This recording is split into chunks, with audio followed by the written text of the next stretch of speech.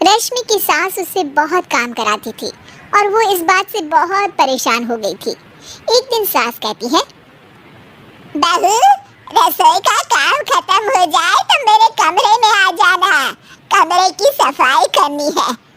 ये कहकर सास वहां से चली जाती है। ये सासू माँ भी ना एक के बाद एक काम देती ही जाती है, जैसे कि मैं कोई बोतल से निकली हुई जिन हूँ। रश्मि अपनी सास के कमरे में जाती है और स्टूल पर चढ़कर अलमारी से सामान निकाल रही होती है। अरे बहू, संभाल कर, मेरा सामान तोड़ मत दियो। वाह, इन्हें अपनी बहू की कोई चिंता नहीं है, सामान की पड़ी है कि वो ना टूट जाए। अब तो इनका सामान तोड़ना ही पड़ेगा। रश्मि सामान हाथ में पकड़ लेती है और नाटक करने लगती है। सास ये देखकर घबरा जाती है। अरे बहू, मेरा सामान बचाकर कहीं गिर ना जाए। हाँ हाँ मम्मी जी, नहीं गिराऊंगी आपका सामान। रश्मि का सच में बैलेंस बिगड़ जाता है। अरे, मेरा तो सच में बैलेंस बिगड़ रहा है। रश्मि स्टूल से नीचे गिर जाती है और उसका सर बेड से लग जाता है। रश्मि के सर में दर्द हो रहा होता है। वो बेहोश नहीं हुई होती है, लेकिन वो आंखें मूंद कर पड़ी रहती है। ये देखकर उसकी सास घबरा जाती है। अरे बहू, ठीक तो है ना? तो बोलती क्यों नहीं बहू? ये अच्छा मौका है, बेहोशी का नाटक कर लेती हूँ, काम से तो बच जाऊंगी। सास रश्मि को बेड पर लेटा देती है और अपने बेटे सूरज और डॉक्टर को फोन करती है। वे दोनों कुछ ही देर में घर आ जाते हैं। सर पर चोट आने की वजह से ये बेहोश हो गई है। मैं कुछ दवाइयाँ लिख कर देता हूँ, ये मंगा लीजिएगा। ओफो, ठीक हो जाऊंगी तो फिर से काम करना पड़ेगा। क्या करूँ?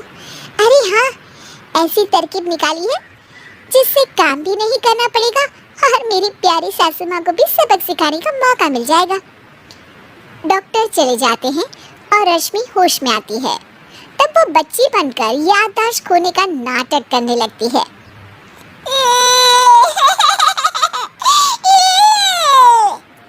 अरे बेटा, ये बच्चे के रोने की आवाज कहाँ से आ रही है?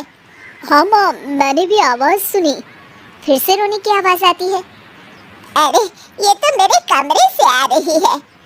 वो दोनों कमरे में आते हैं तो रश्मि रो रही होती है और बच्चों की तरह हरकतें कर रही होती है। दोनों उसे देखकर हैरान रह जाते हैं। मेरे मम्मी जी पापा कहाँ है? मुझे आइसक्रीम खानी है। अरे सूरज, ये तो बच्चों की तरह बर्ताव कर रही है।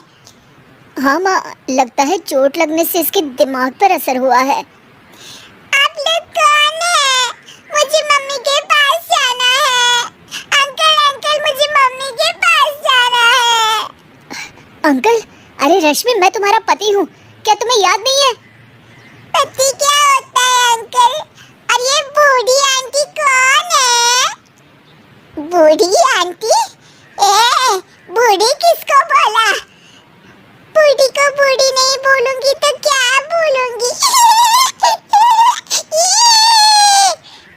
तुझे तो अभी बताती हूँ मैं।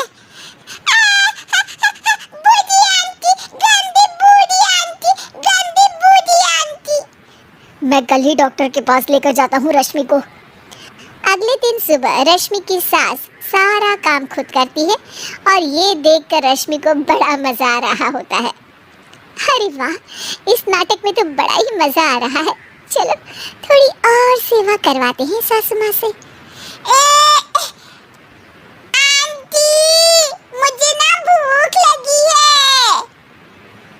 अरे इतनी देर से मेरा सर खा रही है, तेरी भूख नहीं मिटी। अब क्या खाना है तुझे? मुझे चॉकलेट शेक पीना है। अरे मुझे नहीं आता चॉकलेट शेक बनाना है। मुझे चॉकलेट शेक चाहिए, मुझे चॉकलेट शेक चाहिए।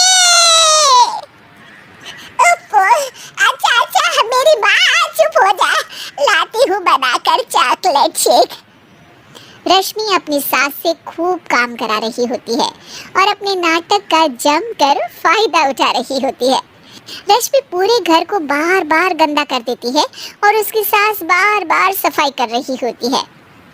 ए बहू, तुझे समझ में नहीं आ रहा? कितनी बार कहा है कि एक जगह बैठ, अभी एक थप्पड़ लगाऊंगी तुझे। रश्मि रोना शुरू कर देती है।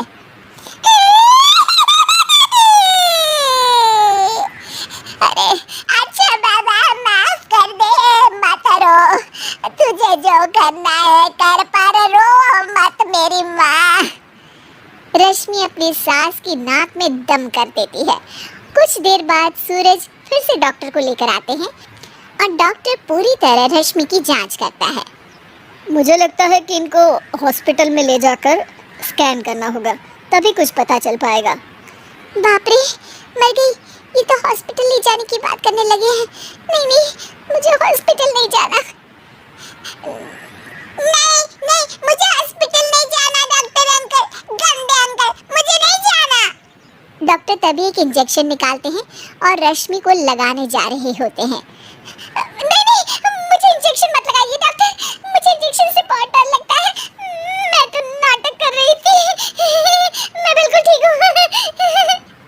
डॉक्टर और रश्मि की सास और पति एकदम दंग रह जाते हैं और रश्मि के इस नाटक का हो जाता है दी एंड।